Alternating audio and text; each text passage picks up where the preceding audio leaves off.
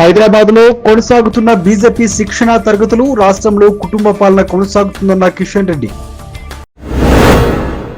వచ్చే నెల 4న పార్లమూరులో పర్యటించనున్న సీఎం కేసీఆర్.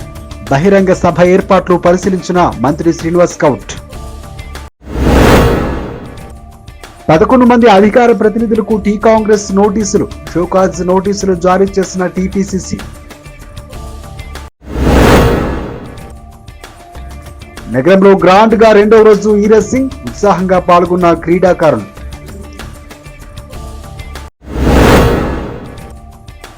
తెలంగాణ రాష్ట్రంలో భయపెడుతున్న చలి పులి, రాత్రి సమయంలో కనిష్టానికి పడిపోతున్న ఉష్ణోగ్రతలు. ఏఎన్ఎం సెంటర్ను పల్లె దవాఖానాలుగా అప్డేట్ చేస్తున్నాం.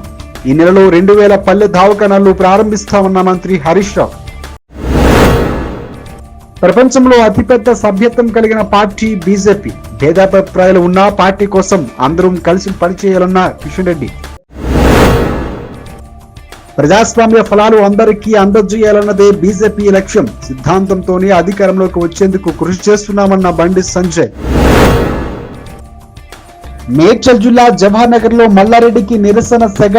ఎన్నికల సమయంలో ఇచ్చిన హామీలు నెరవేర్చాలంటూ మంత్రికి స్థానికులు డిమాండ్. హైదరాబాద్ లో జరుగుతున్న ఈ కార్ రేసింగ్ లో ప్రమాదం. మూలమలుపు వద్ద ఢీకొన్న కార్లు, మహిళా రేస్ కు స్వల్ప గాయాలు.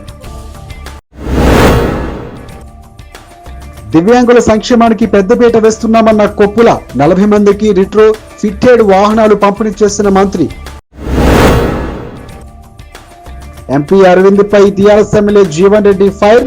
అవినీతికి care of address Dharmapuri Arvind అని వెల్లడి.